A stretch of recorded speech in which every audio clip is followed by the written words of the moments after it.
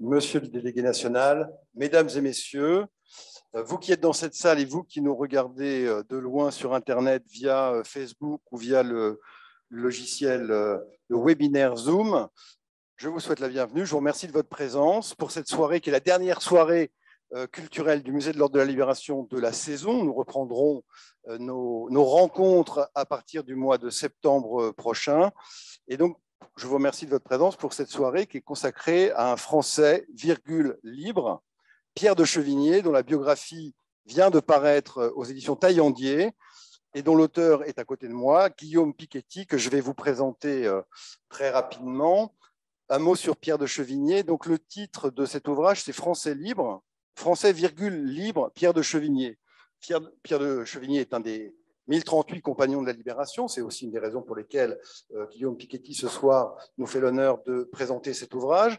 C'est un Français libre de la première heure. C'est un homme de confiance du général de Gaulle. Guillaume Piketty nous le dira. Mais il a connu un certain nombre de divergences avec le chef de la... Non pas avec le chef de la France libre, d'ailleurs, mais plutôt avec le général de Gaulle, tenant de la Ve République, président fondateur de la Ve République. C'est en cela qu'il est Français libre, mais Français, libre. Je ne vais pas me développer beaucoup plus longtemps ce sujet que Guillaume Piketty va nous présenter. Un mot sur Guillaume. Guillaume Piketty est professeur d'histoire contemporaine à Sciences Po, spécialiste des conflits contemporains, spécialiste aussi des sorties de guerre et grand spécialiste aussi de la résistance intérieure, mais aussi de la France libre. Guillaume Piketty est bien connu ici de nos services, puisque indépendamment de ses titres universitaires, il est également membre permanent du Conseil scientifique du Musée de l'Ordre de la Libération et également membre de la Commission nationale de la médaille de la Résistance française. Guillaume a écrit un nombre important d'ouvrages, évidemment de nombreux articles universitaires, ouvrages seuls, ouvrages en collaboration, je ne peux pas les citer tous, mais le dernier en date est donc celui que Guillaume Piketty va nous présenter ce soir, c'est-à-dire la biographie de Pierre de Chevigné. À l'issue de l'intervention et de la présentation de Guillaume Piketty, qui va durer 3 heures, voilà, un peu moins je pense, il y aura un temps de partage, un temps de questions pour la salle, mais également à distance pour ceux qui souhaiteraient avoir des précisions et qui peuvent poser des questions directement via Facebook ou via le webinaire Zoom. Voilà. Nous nous retrouverons ensuite pour une petite séance de dédicace. Donc, je vais montrer l'ouvrage, même si je sais que je suis en angle. Voilà, je pense qu'on on voit bien le livre, qui sera, pour ceux qui sont présents uniquement, et s'ils le souhaitent, dédicacé par l'auteur, c'est-à-dire par Guillaume Piketty. Je vous souhaite à tous et à toutes une excellente soirée. Mon cher Guillaume, je te cède la parole bien volontiers. Monsieur le délégué national, chère madame, madame Darcourt, cher Henri, cher Pierre, avec qui j'ai eu la chance de beaucoup travailler, mesdames et messieurs, je veux d'abord, bien sûr, vous saluer, vous remercier pour votre présence, afin, ce soir, de m'entendre évoquer, je dirais, le singulier parcours d'un très étonnant monsieur, afin, je l'espère, et Vladimir Trouplin le disait tout à l'heure, de discuter ensuite de cet itinéraire de vie que je vais retracer à grands traits. Et puis, je veux également saluer celles et ceux qui sont avec nous via Zoom. C'est l'une des merveilles du confinement, n'est-ce pas, et de cette pandémie qui ne cesse pas de continuer. C'est de nous avoir permis d'avoir des conférences avec beaucoup plus de public, puisque nous pouvons être suivis, rejoints via Zoom. Alors, je me garderai de me lancer dans une description exhaustive des faits et gestes de Pierre de Chevigné, ce qui ne veut pas dire que la traversée du siècle accomplie par cet homme ne mérite pas une description exhaustive, mais je ne dispose que d'un temps limité, Vladimir Trouplin l'a dit tout à l'heure, et donc je me contenterai d'évoquer certaines des circonstances dans lesquelles Pierre de Chevigné a eu l'occasion d'agir au cours de quelques 40 années au service de la France et bien souvent au service de ses armées. Je procéderai notamment à partir de quelques-unes des photos qui figurent dans le volume que Vladimir Trouplin vous a montré tout à l'heure, dans le cahier central concocté par les éditions Taillandier. Et je procéderai avec... Clic. Vous avez une pression terrible, parce que mon assistant précédent pour cet exercice était Henri de Castres, qui s'en est sorti à merveille, et donc il va falloir faire au moins aussi bien qu'Henri de Castres. Bien, donc je procéderai avec 7 messages que vous voyez affichés sur le slide. 7 messages inscrits donc, 7 messages que je répéterai au fur et à mesure de ma péroraison. 7 messages dont certains trouvent, à mon humble avis, un singulier écho dans la France d'aujourd'hui. Et donc, reclique. S'il vous plaît. Oui. Premier message, guerrier. Guerrier. Pierre de Chevigné est né, vous le voyez, c'est inscrit derrière moi, le 16 juin 1909 à Toulon. Son père était officier de marine. Chevigné est un officier de formation. Il sort de Saint-Cyr en 1929. Il sert au 1er régiment d'infanterie jusqu'au printemps 1934, époque à laquelle il démissionne de l'armée pour devenir homme d'affaires, c'est-à-dire pour prendre en charge une partie des affaires familiales et en pratique négocier avec le gouvernement turc à la suite de la nationalisation des phares de l'ex-empire ottoman. Les phares, l'argent collecté grâce aux phares de l'ex-empire ottoman concernait notamment la famille Collat, donc l'ascendance maternelle de Pierre de Chevigné, sauf qu'évidemment, avec la création de la Turquie moderne, nationalisation et donc négociation impérative. Chevigné donc démissionne de l'armée au printemps 1934, se lance notamment dans les affaires, ce qui ne l'empêche pas d'effectuer les périodes militaires nécessaires, et donc le 2 septembre 1939, la mobilisation le trouve fin prêt. C'est un combattant résolu pendant la drôle de guerre, parce que très vite, c'est-à-dire au mois de novembre 1940, il se porte volontaire pour commander les corps francs, d'abord une compagnie de corps francs, ceux du 127e régiment d'infanterie où il sert, et donc pour combattre en fait très concrètement en avant la ligne Maginot. Combattre la même chose du côté des Allemands, c'est-à-dire essayer de faire des prisonniers, éviter d'être fait prisonnier, mais tout ceci se situait dans le no man's land, et donc un combat très actif à partir du mois de novembre 1939 jusqu'à la fin du mois d'avril 1940. Combattant résolu, je l'ai dit, combattant qui va affronter la tornade de mai-juin 1940, affronter l'enfer de Rethel du 8 au 10 juin 1940. Il est touché par éclat d'obus au visage, au thorax, à la main et à la jambe gauche. Autrement dit, il est solidement blessé, ce qui ne l'empêche pas d'échapper à la captivité, replié, si j'ose dire, dans le panier d'un sidecar, tout ça, le sidecar étant conduit par un de ses soldats, et donc repli sur Chalon-sur-Marne, sur Troyes, et il se débrouille pour monter, c'est Pierre de Chevigné, blessé, se débrouille pour monter dans un train de blessés qui part vers le sud-ouest. Et là, il repère qu'à chaque station, à chaque arrêt du train, ceux qui étaient trop blessés pour survivre sont donc morts et sont débarqués, ou ceux qui sont en train d'agoniser sont débarqués du train. Et donc il décide, ce sont ses propos, d'agoniser de son mieux, de façon à faire en sorte d'être débarqué sur le quai de la gare de Dax. Ce qui effectivement se produit, il est donc débarqué sur sa civière en train d'agoniser. À nouveau, je le cite dans les quelques interviews que j'ai pu récupérer, et puis il l'a écrit. Il est donc débarqué sur sa civière en train d'agoniser. 2 dames arrivent et reconnaissent ce pauvre comte de Chevigné bien mal en point, et il leur signale qu'en fait ça va pas très bien, mais quand même pas si mal, et il est transféré à l'hôpital de Dax. Et c'est à l'hôpital de Dax que ce guerrier entend le discours du 17 juin. J'ai bien dit le 17 juin. Discours qui le révulse, et donc il décide de refuser l'opération qui était en préparation et de quitter l'hôpital pour tout faire pour gagner l'Angleterre. Guerrier, combattant, vous disais-je. Au passage, avant de monter sur un bateau, il prend quelques contacts en Béarn, parce qu'évidemment c'est ça, enfin pas évidemment, mais c'est sa région d'origine. Il prend quelques contacts qui pourront servir pour le combat clandestin qui ne manquera pas de se produire quand la catastrophe aura fini de se dérouler, la catastrophe de mai-juin 1940. Mais son idée, c'est de rejoindre l'Angleterre à tout prix pour poursuivre le combat. Guerrier, message numéro 1. Pourquoi veut-il poursuivre le combat? 1, parce qu'il exècre l'armistice annoncé par ce discours du 17 juin qu'a prononcé le maréchal Pétain.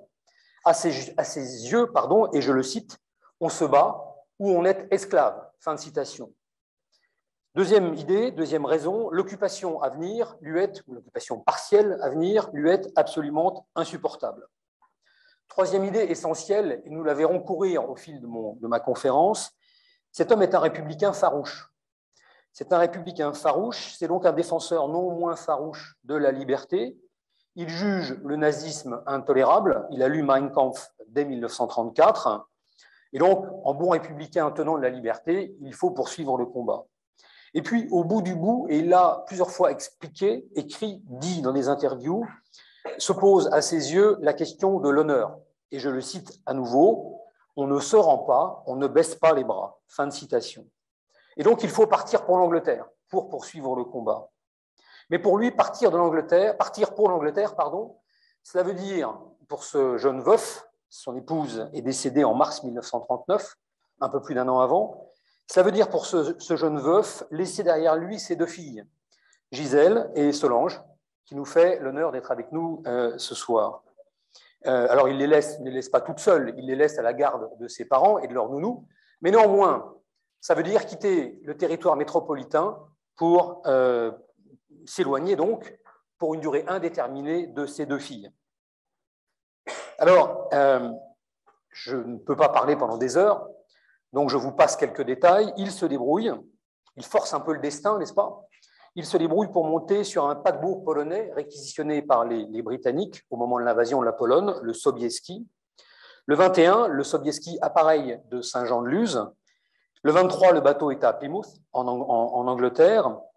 Et c'est le 24 seulement, donc après être arrivé en Angleterre, que Chevigné entend parler de ce général totalement inconnu, qui est à Londres et qui a lancé un appel, dont jusque-là Chevigné n'avait absolument pas entendu parler. Donc voilà, il y a un général français inconnu qui a lancé un appel à la résistance, mais en même temps on lui propose un bataillon de Canadiens qui parlent un peu français, enfin leur français, le vrai, le seul, l'ancien français. Et donc on lui propose un bataillon, mais finalement il choisit d'aller à Londres rencontrer le général de Gaulle. Cette rencontre a lieu le 25 juin 1940, et pour Chevigné, comme pour beaucoup d'autres à ce moment-là, cette première rencontre avec de Gaulle, même un de Gaulle inconnu, est un choc, très clairement. Et ce choc provoque chez Chevigné la décision de s'engager immédiatement dans la France libre, qui le 25 juin n'est pas encore née. Vous savez que c'est le 27 que Churchill finit par dire à De Gaulle, bon, ben, vous êtes tout seul, je vous reconnais tout seul. Et donc, c'est le début de la France libre. Là, on est le 25, 2 jours avant, Chevigné rallie la France libre encore à naître. Et je disais guerrier, et c'est la fin de mon premier message, durant la Seconde Guerre mondiale, même si le général de Gaulle va confier à Pierre de Chevigné toutes sortes de missions de confiance, notamment diplomatiques, le jeune officier n'aura de cesse de reprendre les armes, de repartir au contact de l'ennemi.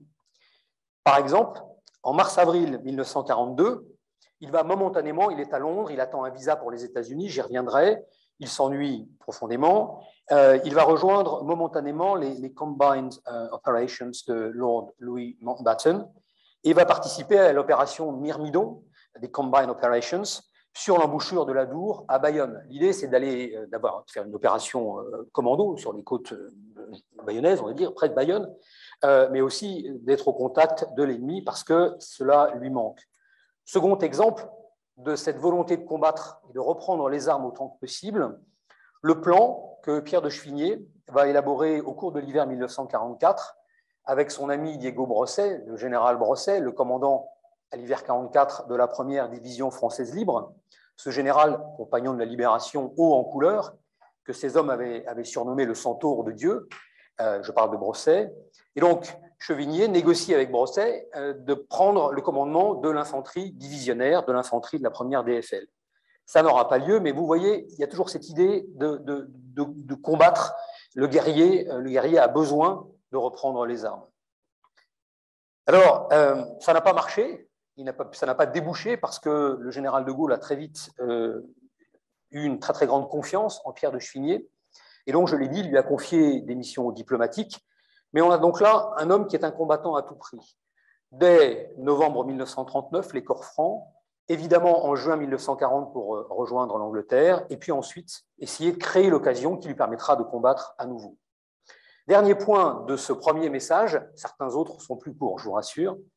Nous avons là un homme, je l'ai dit mais j'y insiste, qui a choisi d'aller en Angleterre sans savoir qu'il y a De Gaulle.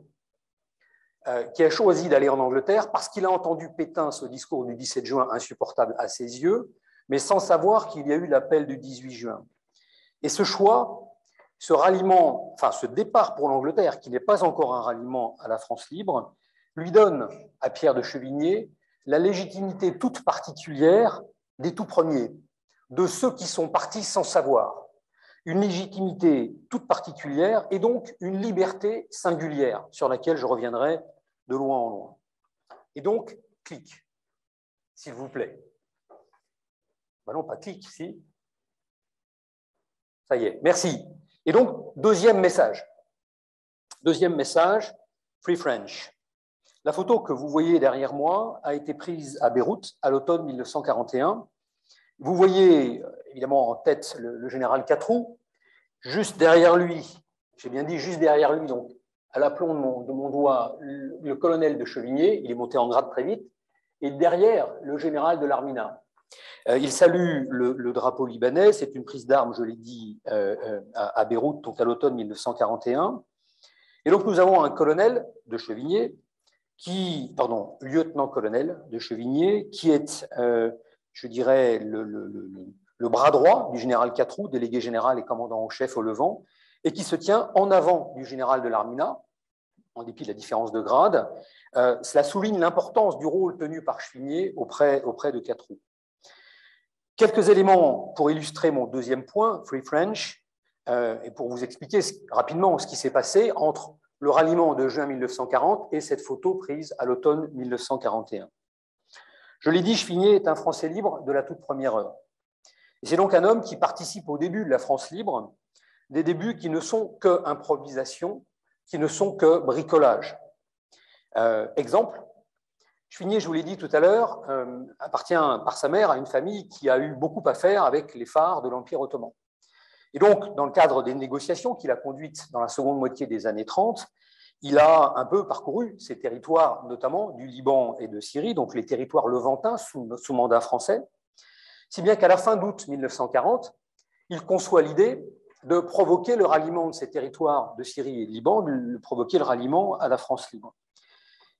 Il travaille à cela à Londres. Il rédige même la proclamation qui annonce le ralliement de la Syrie et du Liban, donc il est totalement dans son trip, si vous me permettez l'expression, parce qu'il est sûr que ça va marcher, parce que de toutes les façons, il a beaucoup très confiance en lui, on va le dire, à juste titre. Et puis bon, il a déjà tellement crapahuté, notamment pendant la campagne de France, n'est-ce pas, que je dis qu'au point où il en est, il faut tenter le Levant. C'est ce qu'il fait, sauf qu'entre-temps, l'opération sur Dakar échoue. L'opération française libre britannique sur Dakar, les 23-25 septembre 1940, échoue, et donc la tentative de rallier la Syrie et le Liban, de rallier ces deux territoires en souplesse à l'automne 1940, fait long feu. Tant et si bien que Pierre de Chevigné va être appelé par Catroux, le général que vous voyez au premier plan, par Catroux en Égypte. Il rejoint donc Catroux au Caire et il va être, Pierre de Chevigné, déjà là, un très très proche de Catroux, c'est-à-dire éprouver auprès des généraux Catroux à quel point les Français libres sont minuscules, ne sont quasiment rien dans le dispositif militaire et quelquefois un peu diplomatique britannique en Égypte et en Libye. C'est donc une expérience de dénuement. Je reviendrai sur cette affaire de dénuement. Une expérience de dénuement qui va durer pour Pierre de Chevigné du mois de novembre 1940, lorsqu'il rejoint Catroux au Caire, en Égypte, jusqu'au mois de février 1941. Mi-février 1941, l'une des toutes premières unités de la France libre, le premier bataillon d'infanterie de marine, n'est pas en forme. Il n'est pas en forme parce que ces hommes qui ont été versés au premier BIM, le premier bataillon d'infanterie de marine, sont des ralliés de la première heure, ont rallié pour combattre, et pour les trois quarts d'entre eux ne combattent pas. Et donc c'est terrible, vous avez pris tous les risques, vous avez tout quitté pour combattre et vous ne combattez pas. Et donc il y a de solides problèmes de discipline. Tant et si bien qu'on nomme Chevigné, Catroux nomme Chevigné pour reprendre en main ce premier bataillon d'infanterie de marine. Et donc là, on est complètement à rebours d'une certaine forme de légendaire français libre sur le thème on s'est engagé, on a combattu, tout s'est bien passé, on a gagné. Bon, il y a eu quelques morts, mais on a gagné. Non, en fait, tout ne s'est pas toujours bien passé et le premier BIM, à l'hiver 1941, n'est pas en forme du tout. Et c'est Chevigné qui va le reprendre en main d'une poigne ferme. Il le reprend en main et donc le premier BIM participe à la campagne fratricide de juin-juillet 1940 la campagne en Syrie et au Liban contre les troupes vichistes. Parce que ces territoires levantins, ces territoires sous mandat français que Chevigné espérait rallier en souplesse à l'automne 40, ne se sont pas ralliés, et donc il va falloir les conquérir avec l'aide, bien sûr, des Britanniques et des forces impériales britanniques. Et donc cette campagne a lieu en juin-juillet 1940, et l'offensive en Syrie, l'offensive française libre, est conduite par un certain nombre d'unités, dont le premier BIM, qui est en tête, avec en tête du BIM, Chevigné. Il est tellement en tête que le 10 juin, au deuxième jour de l'offensive, il est à nouveau blessé par 3 balles au thorax et dans la zone vertébrale. Alors il passe 2 jours à l'hôpital et à nouveau, il signe sa pancarte, comme on dit aujourd'hui, pour quitter l'hôpital et reprendre la tête de ses troupes. Il fait mieux que ça. Le 21 juin, il est promu lieutenant-colonel, et il va laisser son bataillon à l'un de ses adjoints, capitaine Savet, compagnon de la Libération lui aussi, pour prendre le commandement de la brigade coloniale en remplacement du colonel Génin, autre compagnon de la Libération qui vient d'être tué. Campagne fratricide, et au terme de cette campagne, à partir de juillet et jusqu'au mois de décembre 1941, Chevigné va revenir auprès de Catroux, d'où cette photo. Il va revenir auprès de Catroux comme directeur de cabinet du général, comme chef des services spéciaux et, excusez du peu, comme directeur des affaires politiques. La France libre, c'est une poignée d'hommes et de femmes, et donc chacune prend 2-3 missions en même temps, surtout dans ces toutes premières années. Voilà donc Chevigné, directeur de cabinet de Catroux, chef des services spéciaux français libres au Liban et en Syrie, et directeur des affaires politiques. Et là, c'est l'expérience de la rudesse britannique. Nous adorons les Britanniques, mais par moments, quand leurs intérêts sont en jeu, ils sont redoutables. Et donc Chevigné, dans les fonctions que je viens d'évoquer, va expérimenter cette rudesse britannique, d'autant plus que, vous l'avez compris, nous sommes là dans une sortie de guerre civile. D'un côté, les vichistes, dont on espère qu'ils vont rallier la France libre, mais qui ne rallient pas du tout et qui partent vers la métropole. De l'autre côté, les Français libres. Donc, division, dissension, et que font les Britanniques? Eh bien, ils essaient de profiter de ces dissensions entre Français pour tailler des croupières aux Français, donc, et gratter des possessions françaises au Levant. Nous avons donc là des Français libres qui font ce qu'ils peuvent, ce qui me conduit, et c'est la fin de mon deuxième point, ce qui me conduit à insister sur un point sur lequel Pierre de Chevigné a régulièrement insisté dans ses témoignages. Lorsqu'on lui demandait, mais voilà, vous partiez en mission, vous étiez une poignée, vous étiez dans le vaste monde, etc. Et quelles instructions vous donnait de Gaulle? Bon, pas trop d'instructions, mais alors comment faisiez-vous? Et réponse systématique de Chevigné, nous n'avions pas besoin d'instructions. La France libre, disait-il, c'est une religion. C'est une religion. Et un bon chrétien n'a pas besoin de savoir ce que son chef chrétien, ce qu'il faut faire, il n'a pas besoin d'instructions, il sait ce qu'il faut faire naturellement. La France libre, en tout cas pour tous les premiers Français et toutes les premières Françaises libres, c'était une religion. D'où mon second message, mon deuxième message, pardon, Free French. Français libre de la toute première heure, Free French, Français libre pour toujours. Et donc, message numéro 3, et clic, s'il vous plaît. Pour aboutir à donc, une troisième série d'idées autour de la notion d'économie morale de la reconnaissance. Mais le problème, c'est que parler donne soif. Vous m'accorderez une seconde, s'il vous plaît. Sinon, nous allons virer vers la catastrophe. Alors, l'économie morale de la reconnaissance. L'idée là est très très simple. Et cette idée doit être exposée en particulier dans les lieux où nous nous trouvons. Le principe, c'est lorsqu'un conflit a lieu, des hommes et des femmes vont se battre, sont envoyés se battre, c'est-à-dire prendre le risque d'être tués, mais également prendre le risque de tuer. Donc, enfreindre, et c'était un problème pendant très très longtemps, l'idée tu ne tueras point. D'où une culpabilité individuelle pour chacune et chacun qui est parti tuer, mais également une culpabilité collective pour notre collectivité, le pays par exemple, qui a envoyé ses ressortissants, ses ressortissantes, enfreindre ce commandement, tu ne tueras point.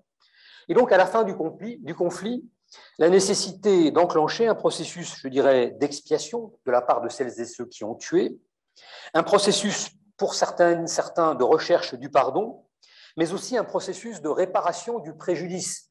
subie par ces femmes et ces hommes qui sont partis tuer et prendre le risque, bien sûr, d'être tués. Réparation. Cette réparation, elle comporte deux choses. Un, la compensation matérielle, possiblement financière, du préjudice subi, du sacrifice consenti. Compensation financière, ce sera une pension pour les anciens combattants. Compensation matérielle, c'est le siège dans un bus qui est réservé à un ancien combattant ou une ancienne combattante. Mais cette réparation, elle comporte, et j'en arrive à la reconnaissance, à l'économie morale de la reconnaissance, elle comporte aussi une reconnaissance officielle des services qui ont été rendus. Et en fait, cette reconnaissance officielle par la collectivité, souvent, s'avère plus importante que la compensation concrète. Parce que pour beaucoup d'anciens combattants, compensation concrète, ils ont perdu une jambe, un bras, ils sont traumatisés. Qu'est-ce qui peut compenser un tel préjudice? Pas grand-chose. En revanche, concrètement, la reconnaissance officielle par la collectivité peut être très importante et donc apporter une forme de réparation. Et donc l'économie morale de la reconnaissance, c'est un ensemble de rituels, un ensemble d'attitudes, un ensemble de gestes et d'objets, les médailles par exemple, par lesquels une collectivité exprime sa reconnaissance envers ses vétérans. Toutes ces choses, cette notion d'économie morale de la reconnaissance, De Gaulle, qui était un militaire, mais qui était aussi un historien de la France et son armée, qui était un homme d'État en devenir pendant l'automne 1940, toutes ces choses, le général de Gaulle les savait parfaitement. D'où l'idée de créer l'Ordre de la Libération qui nous héberge ce soir, le 16 novembre 1940. Créer une distinction pour la poignée absolument exceptionnelle de celles et ceux qui auront non seulement rejoint la France libre ou la résistance intérieure, mais qui auront tout donné pour la libération du pays. Alors pourquoi économie morale de la reconnaissance? Parce que en ce printemps 1942 à Londres, alors que Chevigné s'ennuie tellement qu'il participe à cette opération commando que j'ai évoquée, les Combined Operations sur Bayonne, en ce printemps 1942, le général de Gaulle nomme Pierre de Chevigné à la tête d'une commission de 5 hommes chargée d'étudier la question des décorations dans son ensemble. L'idée, là, était de compléter le début de dispositif créé en instituant la Croix de la Libération, l'Ordre de la Libération. Et donc Chevigné est le président de cette commission qui doit réfléchir au développement de l'économie morale de la reconnaissance française libre. Alors cette présidence ne va pas durer longtemps parce qu'il est nommé le 13 avril et qu'15 jours après, il obtient enfin les papiers nécessaires à non seulement entrer aux États-Unis, mais quitter le territoire britannique. Et donc il quitte la commission. Cette commission va évoluer, mais elle va travailler pendant l'été 1942 et l'automne 1942, tant et si bien que le 9 février 1943, le général de Gaulle signera une ordonnance instituant la médaille de la résistance française. Donc vous voyez, le colonel de Chevigné à ce moment-là est directement impliqué dans le développement de l'économie morale de la reconnaissance française libre. Il l'est d'autant plus, il le sera d'autant plus impliqué que le 9 octobre 1945, il sera nommé compagnon de la Libération. Encore plus impliqué, parce que le 31 mars 1947, il reçoit la médaille de la résistance française avec Rosette. Donc il fait partie de c'est un peu moins de 5000 personnes qui vont recevoir la médaille de la résistance avec de surcroît une Rosette. Accessoirement, si je puis dire, il devient officier de la Légion d'honneur et accessoirement, si je puis dire également, il recevra des Américains la Bronze Star à l'été 1945. Économie morale de la reconnaissance, un peu plus, parce que vous le voyez, il est à la manœuvre, Pierre de Chevigné, en 1952, alors qu'il est secrétaire d'État à la guerre, c'est-à-dire secrétaire d'État en charge de l'armée de terre. Il est à la manœuvre pour que soit conférée à titre posthume la dignité de maréchal de France au général d'armée Philippe Leclerc de Haute-Cloque. Compagnon de la Libération, je l'ai dit, est donc présent aux obsèques du général de Gaulle à Colombey-les-Deux-Églises le 12 novembre 1970. Et puis, enfin, Pierre de Chevigné, comme Jacques Chaban-Delmas, comme Pierre Messmer, choisira qu'à côté de la devise familiale, sur sa pierre tombale, figure une mention et une seule, compagnon de la Libération. Donc on a là quelqu'un qui est devenu compagnon, qui a été impliqué dans le développement de l'économie morale de la reconnaissance française libre, qui a donc été situé de plein pied tout de suite dans cette économie morale de la reconnaissance, mais quelqu'un pour qui le fait d'être compagnon de la libération était absolument essentiel, au point, encore une fois, que sur sa pierre tombale ne figure que cette mention, plus la devise familiale, bien sûr, mais cette mention compagnon de la libération. Je dirais, il était un compagnon de la libération pour l'éternité et très très fier de l'être. Message numéro 4 est donc reclic. Merci. Nous avons là une photo avec 3 hommes. Nous sommes le 14 juin 1944 sur un bateau. Ce bateau est en train de finir de traverser la Manche.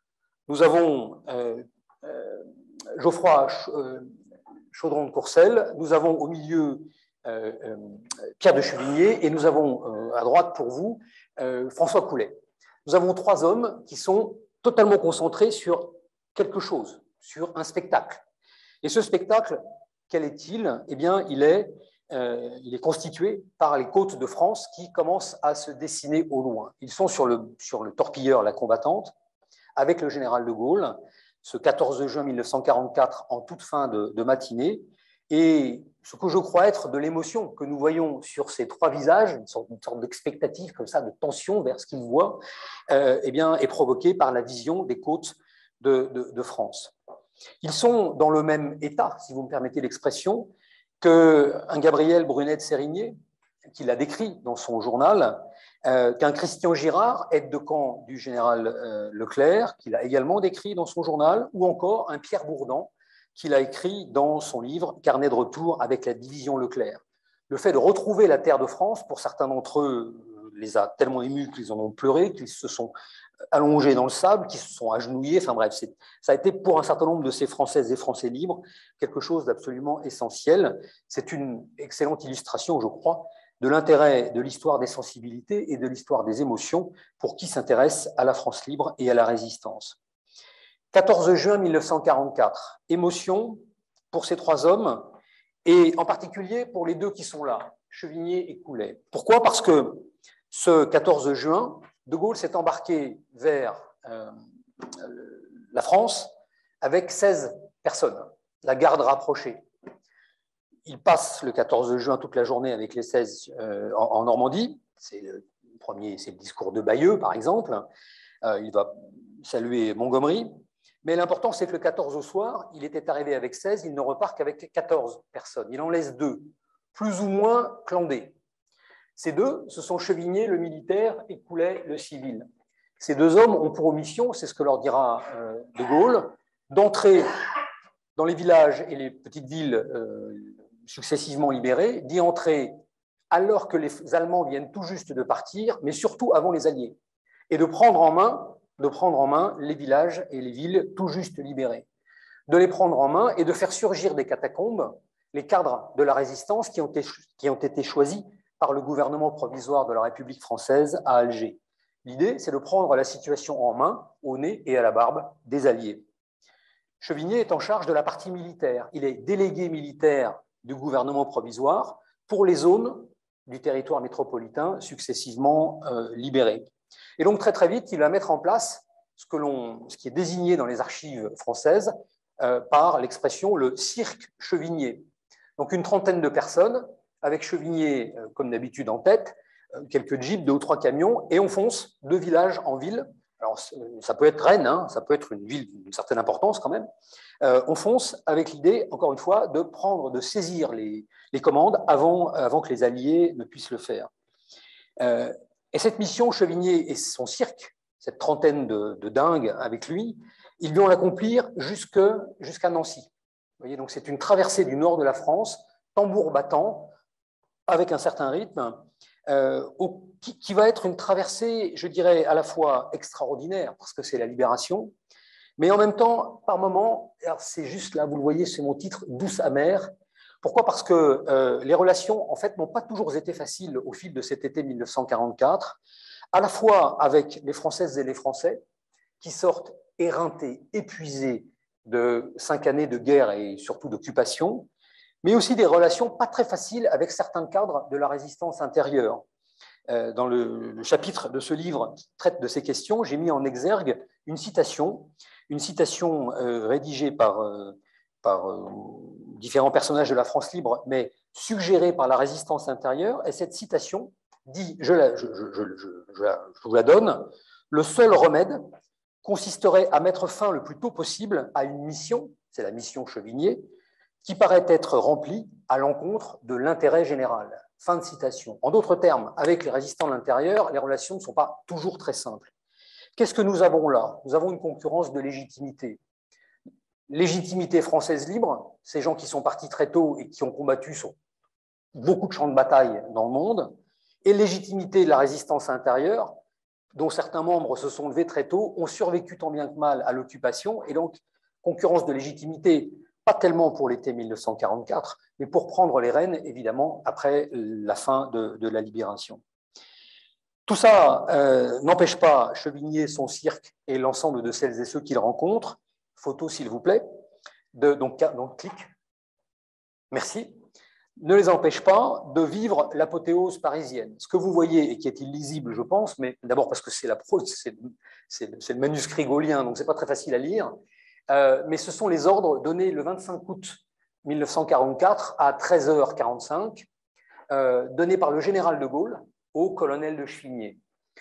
Ce document est rédigé par de Gaulle à Rambouillet, où la veille au soir, il a retrouvé Chevigné et le général Leclerc, qui venait lui aussi d'arriver. Ce sont les instructions que de Gaulle donne à Chevigné pour son entrée à lui, de Gaulle, dans Paris, dans l'après-midi du 25 août 1944. Et donc voilà, je partirai de Rambouillet à 15h, première destination, gare Montparnasse, où je compte vous trouver. Mon itinéraire sera porte d'Orléans, avenue du Maine, rue du Départ et hall de la gare Montparnasse. Signé général de Gaulle, et tout en bas, débrouillez-vous, veuillez prévenir le général Leclerc. Voilà, tout ça en pleine libération de Paris. Voilà.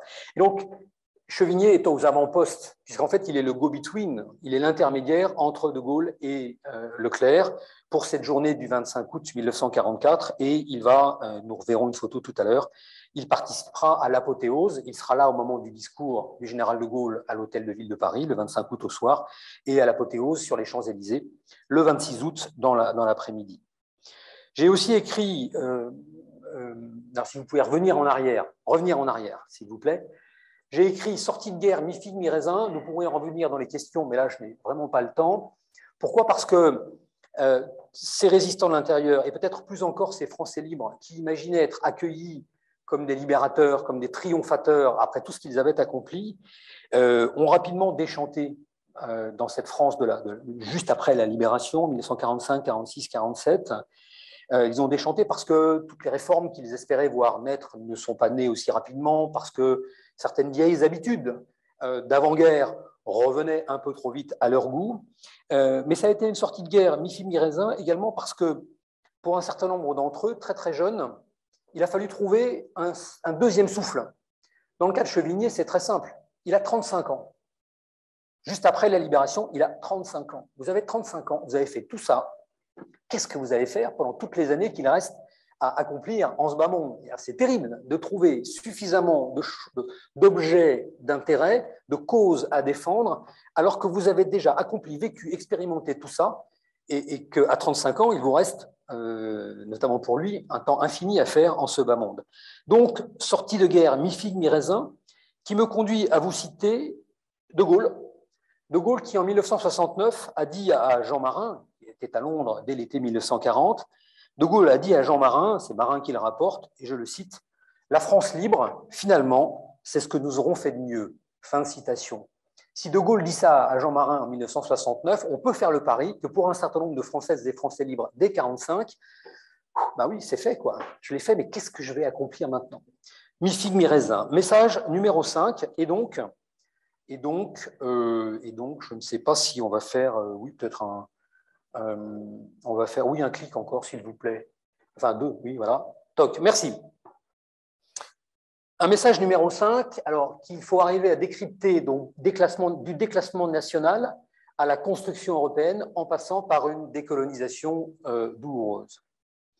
Mon idée là est de vous dire que le parcours de Pierre de Chevigné, pendant la Seconde Guerre mondiale et dans les 2 décennies qui ont suivi, illustre ces 3 idées: déclassement national, décolonisation douloureuse et construction européenne. Pourquoi? Parce que Pierre de Chevigné, j'y ai insisté, a vécu depuis les avant-postes, les corps francs et puis ensuite la tornade de mai-juin 1940. Il a vécu depuis les avant-postes le désastre français du printemps 40. Il a subi, je l'ai dit, la dépendance totale vis-à-vis des Britanniques. Il a accompli une mission militaire aux États-Unis de mai 1942 à septembre 1943, une mission sur laquelle je pourrais revenir si vous le souhaitez, qui n'a pas été facile. Il l'a appelée la mission des couleuvres. Tant les Américains tendaient des couleuvres à avaler pour le général de Gaulle, et tant Chevigné a dit j'essayais de les avaler à la place du général. Bon. Donc ça n'a pas été très, très confortable. Une mission militaire durant laquelle il a observé le géant américain en train de se réveiller, de s'ébrouer et de faire donner toute sa puissance. Mais en vis-à-vis de ce géant américain en train de faire donner sa puissance, il y avait l'insigne faiblesse de la France libre. Donc, déclassement national, très clairement. Et puis, deuxième point, comme beaucoup de Français libres et un certain nombre de résistants de l'intérieur, juste après la guerre, Chevigné a une conscience aiguë du rôle essentiel joué par l'Empire français tout au long de cette guerre mondiale qui s'achève. Il sait bien que sans les territoires de l'Empire qui se sont ralliés à la France libre puis combattante aurait été encore moins importante sur l'échiquier mondial. Et donc, il est fermement convaincu, au sortir de la Seconde Guerre mondiale, qu'il faut garder l'Empire. Pas de négociation possible. Mais là où il est intéressant, ce monsieur de Chevigné, c'est qu'en à peine une dizaine d'années et en 3 temps, il va accepter l'inévitable décolonisation. 3 temps, et je dis, dont le premier est illustré par la photo que vous voyez derrière moi. Chevigné est haut-commissaire de France à Madagascar, on va dire du mois de mars 1948 à la toute fin de l'année 1949. Il arrive donc dans la Grande Île, 1 an après qu'a éclaté la révolte, la grande rébellion malgache. Il va donc accompagner la fin de la reprise en main de la Grande Île. Il va accompagner la répression politique qui se termine. Il va également tenter de relancer l'économie et la société, penser les plaies de la société malgache et déclencher une politique sanitaire. Au cours de cette mission malgache, enfin de cette série de 4 missions de 6 mois à Madagascar, 4 missions provisoires renouvelées en fait, il y a eu 3 renouvellements, il va, je dirais, ses convictions impériales vont subir un premier ébranlement. C'est le premier temps. Deuxième temps, Pierre de Chevigné est secrétaire d'État à la guerre, en charge de l'armée de terre, du mois d'août 1951 au mois de juin 1954. Et dans ses fonctions de secrétaire d'État à la guerre, il va accomplir un certain nombre de missions, dont l'une est d'accompagner les forces françaises qui se battent en Indochine. Et il mesure l'extrême difficulté de tenir l'Indochine. Il mesure en fait à quel point il va falloir partir d'Indochine, et il le dit, il l'écrit, bien que membre du gouvernement, toute l'idée c'est de tenir suffisamment le terrain pour pouvoir négocier un départ dans les meilleures conditions possibles. Mais il est déjà tellement convaincu que l'Empire ne pourra plus être tenu très très longtemps que lorsqu'on lui propose de devenir haut-commissaire en Indochine, il refuse. Il ne refera pas en Indochine ce qu'il vient de faire à Madagascar. C'est donc la deuxième étape. Et puis la troisième étape, c'est la guerre d'indépendance algérienne, qu'on n'appelle pas encore comme ça, qu'on appelle les événements en Algérie, n'est-ce pas? Pierre de Chevigné, dès la fin de 1956, est convaincu qu'il faut donner aux territoires algériens, aux départements français en Algérie, une autonomie, et que tout ça devra aboutir, dans pas trop longtemps, à l'indépendance.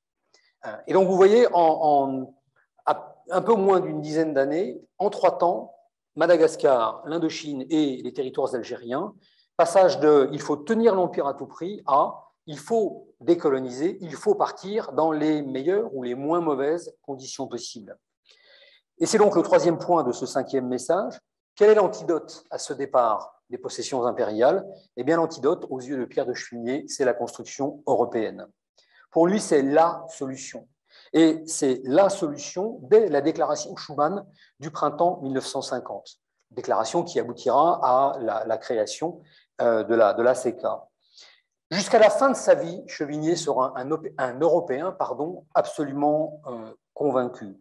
Tant et si bien que, Pierre d'Harcourt me l'a raconté, le dernier meeting auquel Pierre de Chevigné participera sera un meeting de la campagne pour les élections européennes de 1999, un meeting auquel il participera en votre compagnie, si j'ai bien compris, cher Pierre, meeting animé par un certain François Bayrou.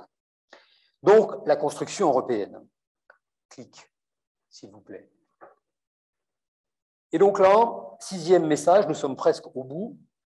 Vous voyez là Pierre de Chevigné, secrétaire d'État à la guerre, en bonne forme, on va dire, en Indochine, en train de crapahuter. Là, il accompagne une opération de la 2e division de marche du Tonkin.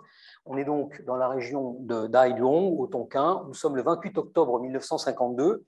Et nous avons là un secrétaire d'État à la guerre qui effectue sa première grande virée en Indochine pour inspecter les troupes françaises qui combattent là-bas et qui est repris par le virus militaire, très clairement. Bon. Et quand on lit les rapports de ces aides de camp, ceux qui sont en Indochine et qui racontent ceux qui sont restés en France, ils disent qu'il est dans un état, c'est terrible, quoi. On ne tient plus, on ne suit plus, quoi. Il est à fond, comme on dit aujourd'hui, n'est-ce pas? Donc là, on voit l'officier en pleine forme. Mais ce que nous avons là, c'est un secrétaire d'État qui expérimente de plus en plus au fil de ces années, de 1951 à la fin de l'année à l'été 1958, qui expérimente j'allais dire presque le pourrissement des relations entre le politique et le militaire en France sur toutes ces dernières années de la 4e République. Pourquoi?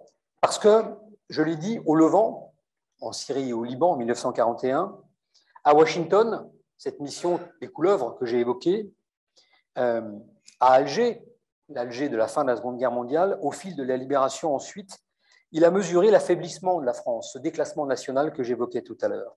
L'affaiblissement provoqué consécutif à la Seconde Guerre mondiale. Deuxième point, à l'Assemblée nationale, à partir de 1945, il est député, j'y reviendrai pour terminer, il est devenu un spécialiste reconnu des questions militaires.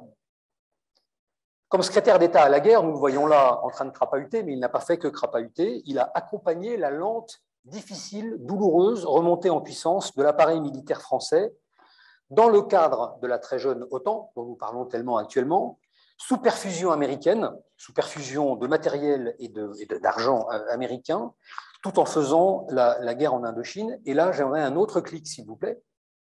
Vous le voyez, alors là, il ne crapahute plus, il inspecte.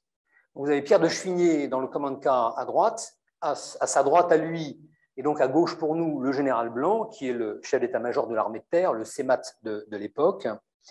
Et donc nous avons un Pierre de Chevigné qui, je l'ai dit, au fil de ses expériences pendant la Seconde Guerre mondiale, comme député et enfin comme secrétaire d'État à la guerre, mesure la détérioration progressive des relations politico-militaires françaises pendant donc ces années de guerre puis de 4e République.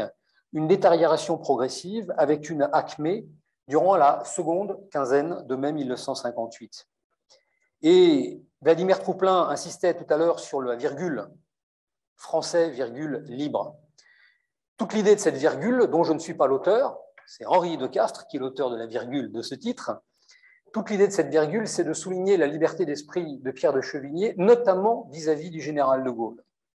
Parce que rupture entre les deux hommes au mois de juin 1958. Deux raisons pour cette rupture. Raison numéro 1, l'idée que de Gaulle est revenu au pouvoir à la toute fin du printemps 1958, je cite Chevigné, à la force des baïonnettes. Agitation en Algérie des forces militaires, gouvernement féminin auquel participe Chevigné sous pression, et les gaullistes qui s'efforcent de tirer les marrons du feu pour le général de Gaulle. Quelque chose qui est insupportable à Chevigné, ministre de la Défense nationale à ce moment-là, et c'est ce qu'il explique à de Gaulle en juin 1958. En général, je ne vous suivrai pas parce que vous êtes revenu au pouvoir à la force des baïonnettes. Mais ce retour au pouvoir à la force des baïonnettes, je cite toujours Chevigné, n'a été possible qu'en raison de cette détérioration progressive des relations politico-militaires. Il y a eu, je dois le dire, une seconde explication à cette rupture, ça a été le manque de clarté du général sur ses intentions au sujet de l'Algérie. Chevigné était convaincu qu'il fallait partir d'Algérie dans les moins mauvaises conditions possibles. Il a estimé que les propos gaulliens à la fin du printemps 1958 sur l'Algérie n'était pas si clair, et donc il a jeté à la face de l'homme du 18 juin, en juin 1958, vous n'êtes plus l'homme de 40, et il a claqué la porte du bureau gaullien à Matignon. Il fallait quand même le faire. Nous aboutissons à un autre clic, s'il vous plaît. Un autre clic pour mon dernier message, une autre idée de la France et de son gouvernement. Alors cette idée-là de message n'est pas mienne. Il faut toujours rendre à César ce qui lui appartient. En l'occurrence, il le rendra à Richard Winen, qui est un éminentissime collègue à King's College London. Et un jour où je le bassinais avec ce projet Pierre de Chevigné, qui m'a quand même un peu occupé pendant beaucoup d'années, et je lui parlais de tout ça, il m'a dit, mais en fait, pour Chevigné, il avait une autre idée de la France que De Gaulle. Il avait une autre idée du gouvernement de la France. Alors l'idée était excellente, il a fallu le temps qu'elle atteigne mon cerveau, mais néanmoins, je l'ai utilisée dans le livre. Pourquoi une autre idée de la France et de son gouvernement? Parce que Pierre de Chevigné, je l'ai très brièvement dit, mais j'y insiste maintenant, fut un élu de la République dans les Basses-Pyrénées. Il a été élu maire d'Habitants, un tout petit patelin à l'époque, une centaine d'habitants, qui est le berceau, où se situait le berceau familial côté maternel. Il a été maire d'Habitants, de mai 1935, c'est-à-dire dès avant la Seconde Guerre mondiale, jusqu'à mars 1965, pendant 30 ans. Et puis il est resté conseiller municipal encore quelques années, jusqu'en 1977. Il a été conseiller général du canton de Sauveterre de Béarn de mars 1960, et président du Conseil général de mars 1964 à janvier 1976. Autre élément d'implantation locale. Et il a été, je l'ai dit tout à l'heure brièvement, député MRP, Mouvement républicain populaire, des Basses-Pyrénées, de 1945 à 1958. C'est donc un homme qui était farouchement convaincu, et j'aimerais bien vous cliquer encore un petit coup, s'il vous plaît, farouchement convaincu de la nécessité d'un enracinement politique local. Et donc, la photo que vous avez eu le temps de voir, c'est la photo de Pierre de Chevigné lorsqu'il fait ses adieux au Conseil général des Basses-Pyrénées en janvier 1976. Il est encore en pleine forme, il est donc sur la table et il fait son discours. Mais ce que nous avons là, c'est un élu local, c'est un homme qui est convaincu qu'il n'y a de vraie carrière politique et d'engagement politique efficace que si l'on dispose d'abord et si l'on a établi d'abord un enracinement local. Principe qu'il s'est appliqué à lui-même, vous l'avez compris, comme maire, comme conseiller général et comme député. Tant et si bien, je l'ai dit mais j'y insiste, que mis sur la touche de la politique nationale à cause de la rupture avec De Gaulle en 1958, il s'est en quelque sorte récupéré en présidant le Conseil général des Basses-Pyrénées jusqu'en 1976. Pierre de Chevigné fut un homme, alors c'est le deuxième point sur négociation et compromis, c'est un homme, en fait, il fut un pilier de la 4e République. Un pilier de la 4e République, c'est-à-dire d'une République qui, bon an, mal an, a accompli une œuvre considérable. Aujourd'hui, il est de bon ton d'enterrer la 4e République sous sa fin calamiteuse, c'est très clair, et sous l'idée que tout ce qui a précédé la République gaulienne fut mauvais, inefficace. Sauf que non, la 4e République a beaucoup et bien accompli. Et d'ailleurs, une partie des réformes accomplies par la République gaulienne à ses débuts, en fait, tout était déjà écrit, c'était dans les cartons de la 4e, on attendait un pouvoir solide. Mais les gens de la 4e les avaient conçues, ces réformes. Une 4e République qui a eu des vertus, pas seulement des vertus, mais des vertus, et qui a laissé derrière elle un certain nombre d'accomplissements. Sortir du cataclysme mondial et bien sûr enclencher une série de réformes pour un programme global tout à fait considérable. Une 4e République dans laquelle l'idée selon laquelle en politique il est vertueux de négocier et de trouver des compromis, cette idée avait cours. Et j'aime beaucoup dire ça aujourd'hui, dans la France du mois de juin. Je ne sais pas, par moment, je me dis que je vais envoyer ce bouquin au président de la République. Mais je pense que je vais réellement le faire, en fait.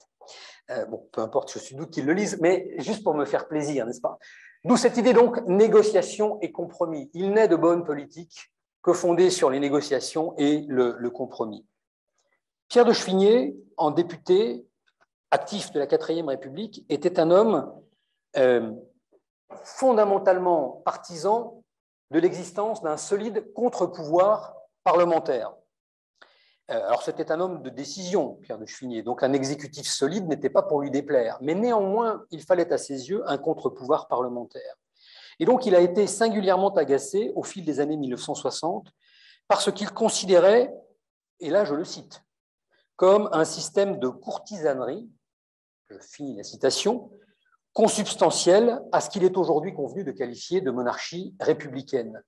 Tant et si bien que Chevigné, l'homme de juin 1940, le Français libre de la première heure, le compagnon de la libération, s'est opposé farouchement au gaullisme triomphant des années 1960. En 1965, Chevigné vote et fait voter Le Canuet au premier tour et Mitterrand au deuxième tour, contre De Gaulle. Quand même pas évident. En 1969, l'idée, il fait campagne pour Poher contre celui qu'il appelait Pompon, c'est-à-dire Pompidou, qui a été élu comme nous le savons. Et donc, opposition à toute idée de pouvoir personnel et très convaincu qu'un contre-pouvoir parlementaire solide est absolument nécessaire. Plus largement, Chevigné, comme président du Conseil général des Basses-Pyrénées, qui deviennent ensuite les Pyrénées-Atlantiques, a été une forme de suzerain en ces terres, c'est-à-dire un homme extrêmement attaché à la décentralisation. Opposé, il l'a écrit, il l'a dit à l'époque, ce sont ces discours que j'ai retrouvés dans tous ces procès-verbaux auxquels, Pierre, vous m'avez donné accès à Habitant, opposé à ce que Paris décide de tout et sur tout. Pierre de Chevigné, c'était, je l'ai écrit là, une forme de Girondin, et nous revenons à la Révolution française, une forme de Girondin bon teint. À nouveau, ces postures qui étaient plus que des postures, qui étaient des convictions, trouvent, il me semble, de singuliers échos aujourd'hui. Clic. J'ai quasi fini, je conclus. Au final, qu'avons-nous avec cet homme? Nous avons un homme qui, d'une certaine façon, pendant la Seconde Guerre mondiale et ensuite, s'est trouvé en avant du deuxième rang. Là, nous sommes sur les Champs-Élysées le 26 août 1940. Vous reconnaissez une silhouette assez facile à reconnaître, le grand Charles, le général Koenig. Vous reconnaissez probablement Leclerc et le général Juin. Et juste entre les deux, juste derrière, en avant du deuxième rang, le colonel de Chevigné. Nous avons un homme, donc, en avant du deuxième rang, qui bien souvent a tutoyé la grande histoire. Et dont le parcours, j'ai essayé de vous le montrer, illustre, me semble-t-il, bien des aspects de l'histoire française entre 1939 et 1981, et peut-être, qui sait, certains aspects de l'histoire française qui se déroulent sous nos yeux. J'aimerais un ultime clic, s'il vous plaît. Nous avons donc, au final, je dirais, un homme épris de liberté, mais pas la liberté pour la liberté. Épris de liberté, c'est-à-dire une liberté au service de l'action et du bien public. De l'action et du bien public. Nous avons également un homme qui, en plusieurs occasions, j'espère également être parvenu à l'illustrer, a su oser, conformément à ses convictions, et quoi qu'il puisse éventuellement lui en coûter. Nous avons donc ce que je pense avoir été un homme de bien. Je vous remercie. Merci infiniment, cher Guillaume, pour cet exposé qui n'était pas évident et qui a tenu la durée prévue. C'était très complet, mais infiniment moins complet quand même que l'ouvrage que je vous invite à lire, à acheter, et qui est un travail, si j'osais, qui ressemble à une HDR, voire un travail de thèse, parce qu'on sent qu'il y a eu effectivement un travail extrêmement important de recherche. On sait que ça a duré quelques années, hein, Guillaume l'a dit tout à l'heure, mais c'est un travail de fond et qui est allé chercher véritablement dans toutes les archives possibles et imaginables et sur différents lieux, différents pays et plusieurs continents même éventuellement. Donc c'est vraiment un travail tout à fait remarquable. On va passer à un temps de questions de la salle. Si vous avez des questions à poser à Guillaume Piketty, n'hésitez pas. Je suis à votre disposition et j'approche vers vous avec le micro. Y a-t-il des questions? Et de fait, pour que vous puissiez prendre votre souffle, vas-y, approche le cas échéant. Ou je ne sais pas si sur le webinaire, il y a des trucs. De fait, certains de mes collègues, certains m'ont dit, mais t'es complètement fou. En fait, tu as écrit une nouvelle thèse, quoi.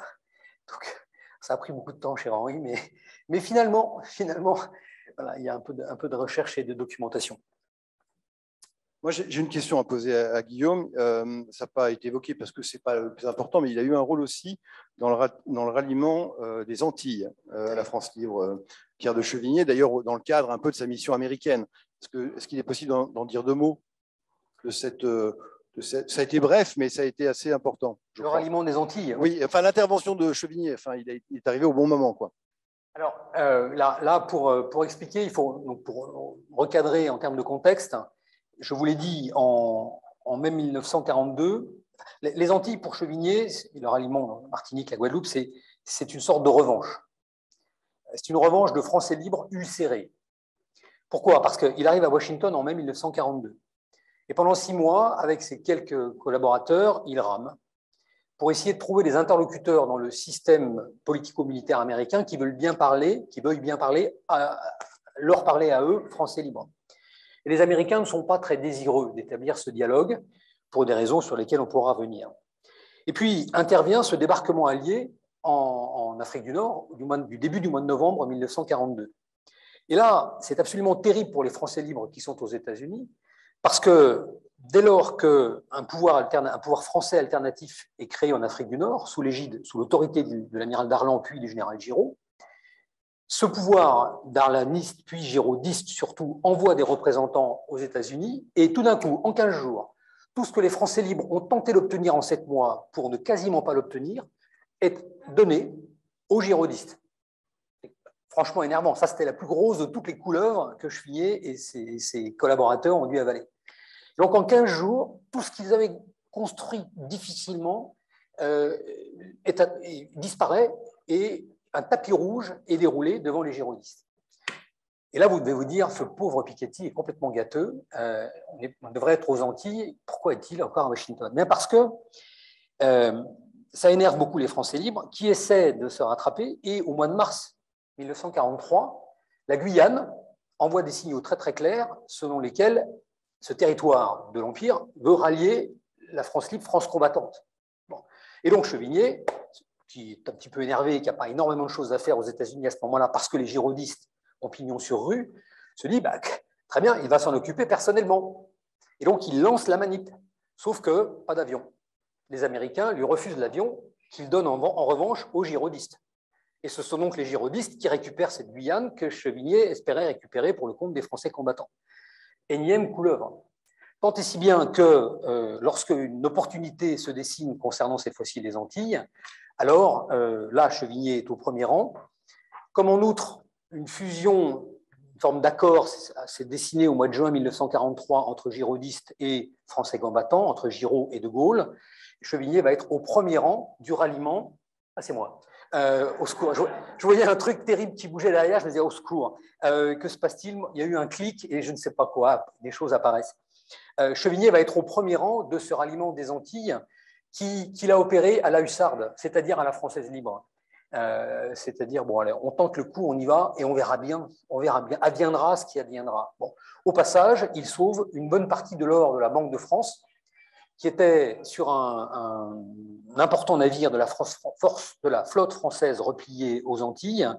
Et donc, les responsables vichistes aux Antilles avaient décidé de couler le navire et donc l'or de la Banque de France au-dessus d'une fosse abyssale.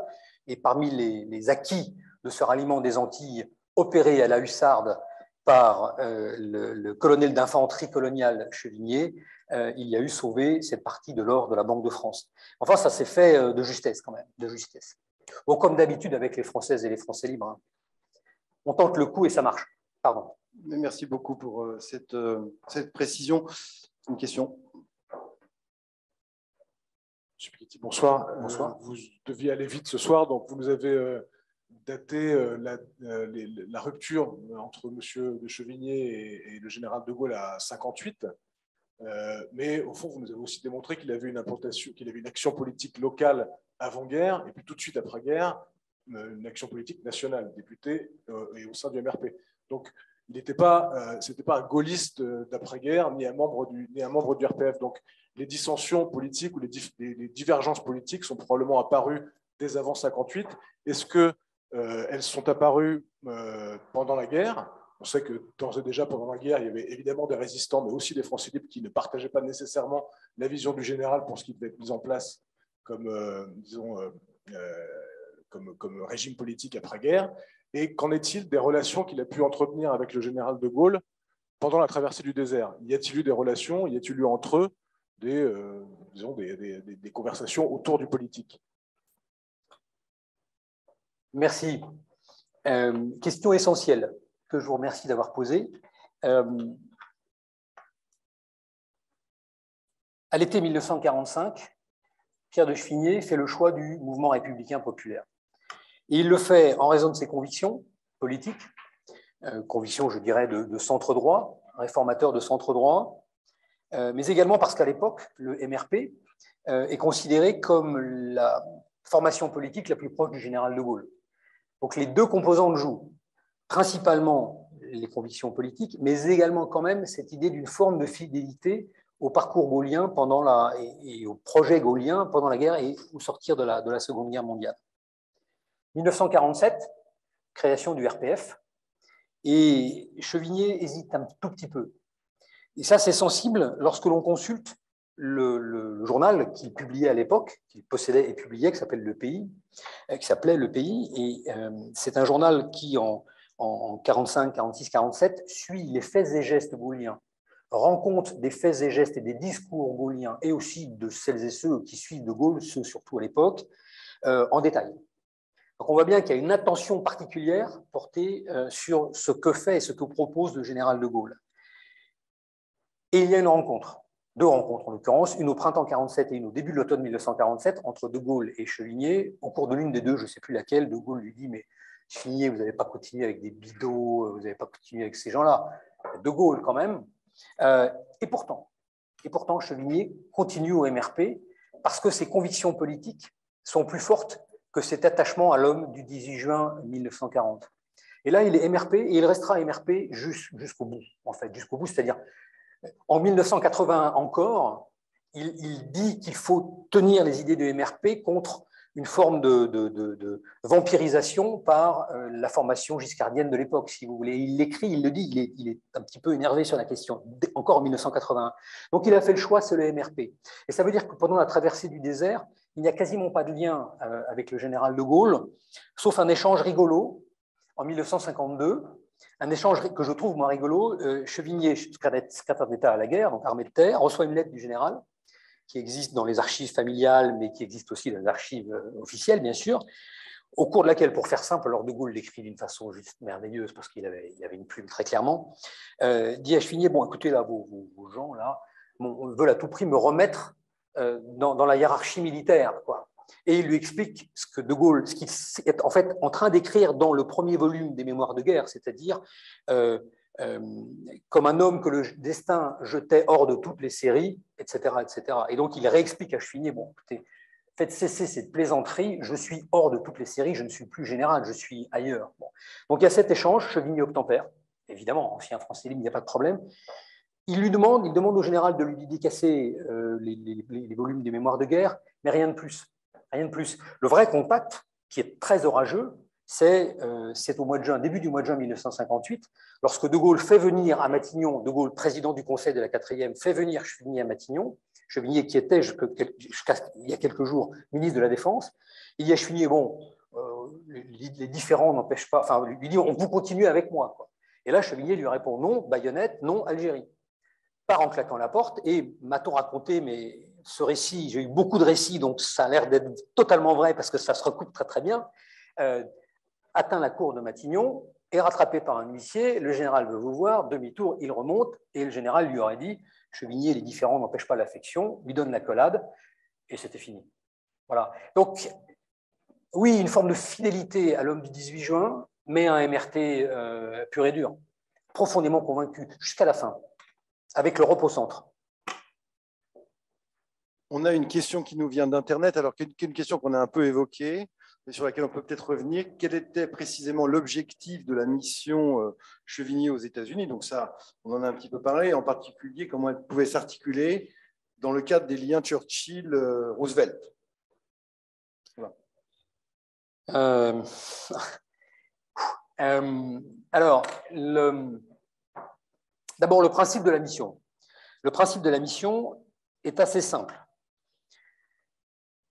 Le 7 décembre 1941, les Japonais attaquent Pearl Harbor.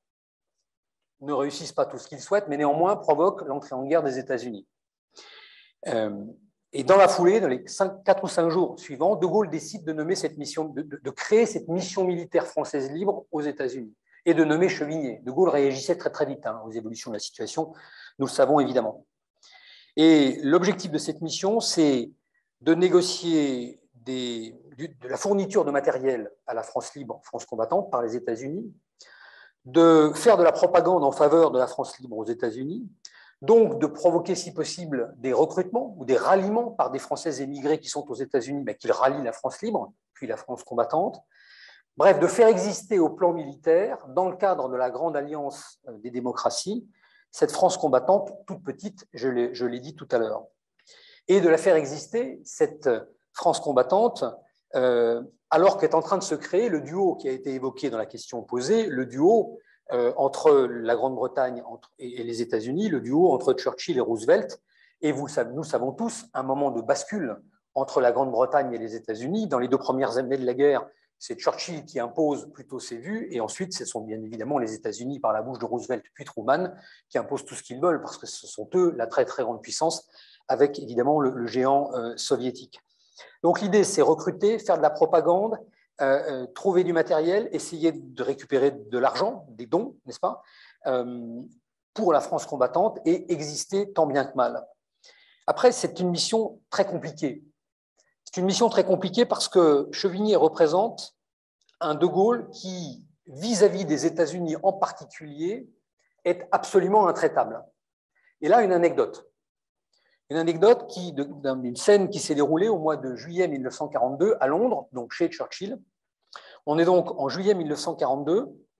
De Gaulle est à Londres et rencontre avec son chef d'état-major particulier, le colonel Billot, compagnon de la Libération lui aussi. On est vraiment chez vous, monsieur le délégué national et madame. Il est avec Billot et De Gaulle rencontre le général Marshall, donc le chef d'état-major de l'armée américaine, immense monsieur, le tout petit, tout jeune, mais qui va devenir immense général Eisenhower, qui vient d'arriver et qui commande les forces américaines en Grande-Bretagne. Et puis est également présent l'amiral King, qui lui commande les forces navales américaines. L'amiral King, dont la fille disait « Papa est d'une humeur égale, toujours exécrable ». C'est peut-être un peu ce que disent mes 2 filles qui sont présentes ici. Papa est d'humeur égale, toujours détestable, n'est-ce pas? Et donc cette réunion a lieu. Vous avez De Gaulle qui arrive avec Billot et qui rencontre 3 très grands chefs. Et De Gaulle fait du De Gaulle. C'est-à-dire, bon, alors vous arrivez tout juste dans la guerre, là, je vais vous expliquer comment ça va se passer. Voilà les manips, voilà les plans, voilà les opérations. Bon, bien sûr, je vais vous inspirer. Bien sûr, les forces françaises libres vont devoir intervenir dans les endroits clés. Vous allez voir, tout va bien se passer, je prends tout en charge. J'exagère un peu, mais c'est presque ça. Et évidemment, les 3 Américains, les King et Eisenhower, restent un peu interdits. Marshall, un pas vite comme Marshall. Et vraisemblablement, se sont dit, le type est fou. Enfin, pour qui se prend-il? Mais là où l'anecdote est intéressante, c'est qu'elle est racontée par Billot, qui a assisté à la scène. Elle est racontée par Billot à Chevigné, qui est aux États-Unis. Il fait un rapport. Et la conclusion de Billot, qui est en fait la conclusion que De Gaulle a dû tirer de l'entretien, c'est « ces pauvres Américains ne comprennent rien à rien.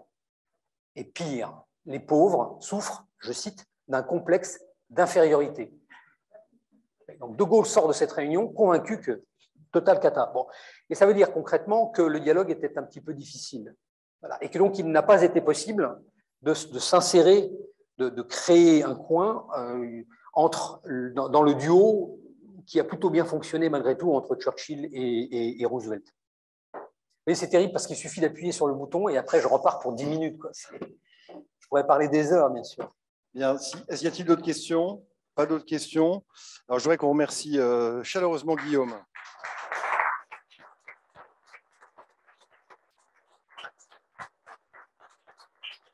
Bravo. Merci infiniment.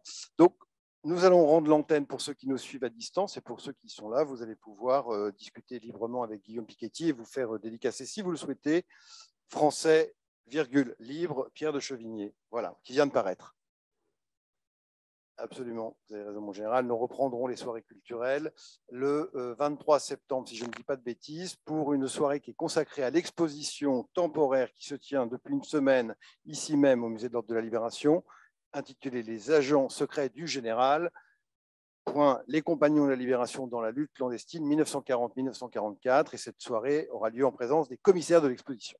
Merci infiniment. Bonne soirée à tous.